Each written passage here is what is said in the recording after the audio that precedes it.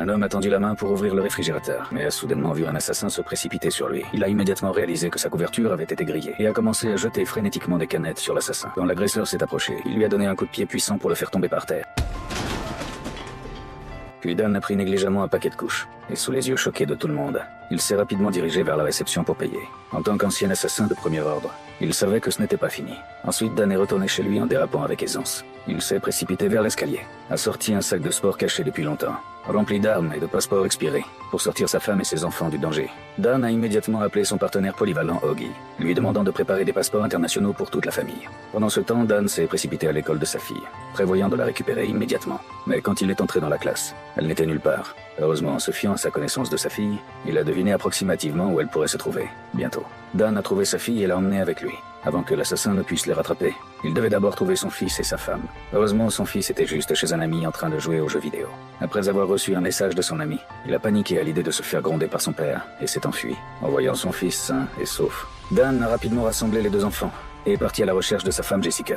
Mais en chemin, Dan a remarqué une voiture qui les suivait. Pour voir si c'était l'assassin, il a délibérément conduit dans un tunnel pour tester. Heureusement, la voiture ne les a pas suivis. Dan a poussé un soupir de soulagement et a retrouvé sa femme avec succès, disant aux enfants qu'il partait en voyage.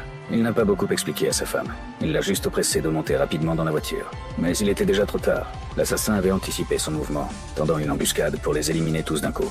Juste à ce moment-là, un bus est passé par hasard et Dan a disparu derrière son ombre. Quand l'assassin est arrivé au garage, Dan a immédiatement démarré la voiture et a pris une autre route. Mais ils n'étaient pas allés loin quand l'assassin les a rattrapés par derrière, essayant de forcer la voiture de Dan à s'arrêter. Dans un moment critique, Dan a fait un dérapage brusque à une bifurcation et a pris une ruelle étroite. Il a soudainement réalisé que ses ennemis connaissaient toujours sa position exacte. Ils avaient dû installer un traceur sur sa voiture. Pour semer définitivement le poursuivant, Dan a conduit jusqu'au garage de son lieu de travail et a fermé la porte. En entrant, il a fait semblant d'inspecter une voiture, a rapidement soulevé le châssis et a trouvé le traceur en quelques secondes. Pour éviter les soupçons, Dan a secrètement déplacé le traceur sur la voiture d'un collègue vantard. Kelly lui a jeté un regard complice, puis a appuyé sur l'accélérateur et a filé sur l'autoroute, attirant avec succès l'assassin. Après avoir éliminé la menace, Dan a conduit sa famille directement à Las Vegas. Ce qu'il ne savait pas, c'était que le chef de l'organisation des assassins, McCaffrey, était déjà arrivé à son ancienne maison. En voyant la famille de Dan heureuse ensemble, McCaffrey est entré dans une rage folle et a immédiatement émis un ordre de mise à mort. Pendant ce temps, après un long voyage éprouvant, Dan et sa famille sont finalement arrivés à Las Vegas. Pour soulager leur épuisement, il a réservé une suite présidentielle et a même organisé un dîner aux chandelles romantiques. Mais contre toute attente, quand ils sont retournés dans la chambre repus et satisfaits, un point rouge s'était déjà verrouillé sur le front de Dan.